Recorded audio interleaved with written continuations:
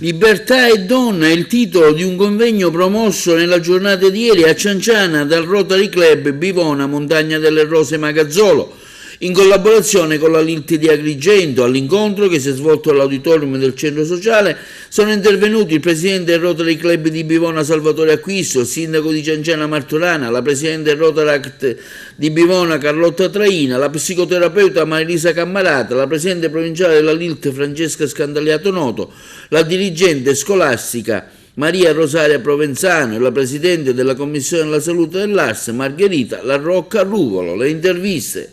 Questo convegno Libertà e Donna è nato da un'idea che la donna deve essere libera nel manifestarsi in qualunque settore, sia nel proprio habitat che è la famiglia, sia nel mondo lavorativo, sia in politica, e che la libertà è qualcosa di indiscutibile che riguarda tutte le persone del mondo.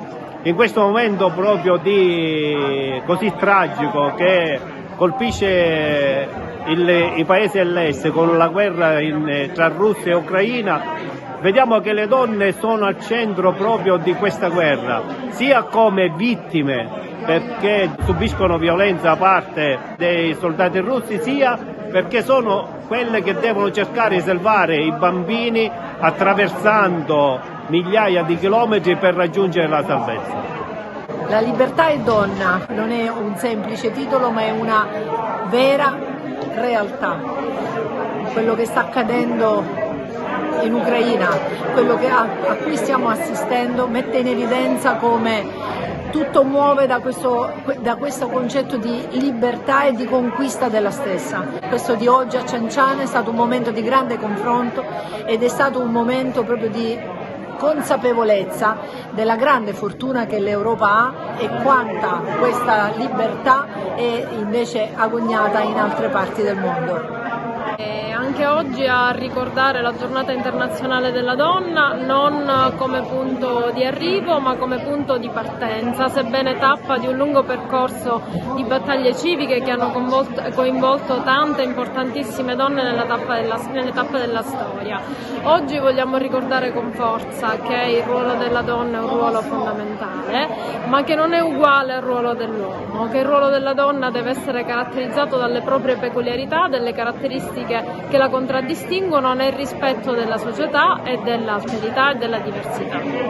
Nella giornata delle donne noi dobbiamo cercare di prendere consapevolezza dell'importanza di prendersi cura del proprio corpo e di prendersi cura soprattutto della salute.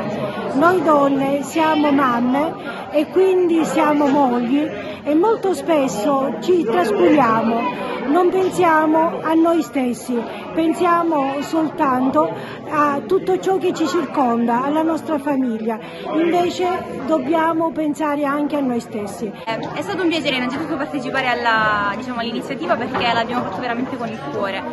Come dicevo, come ho detto durante il convegno, penso che noi giovani siamo un po' più avanti, nel senso che abbiamo forse capito qual è effettivamente il senso di equità e di parità di genere e mi auguro che chi ci seguirà possa capirlo ancora meglio.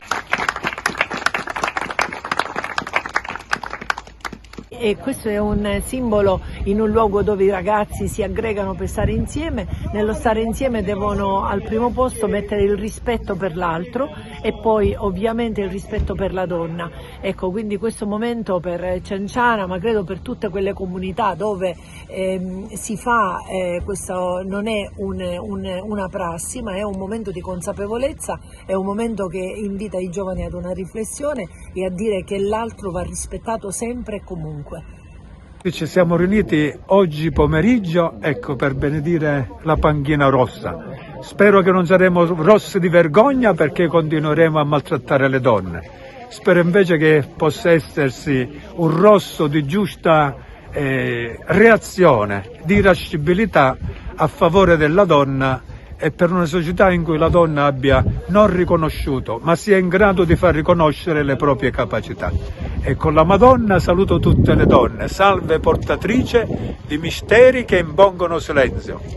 Viva le donne, viva la Madonna!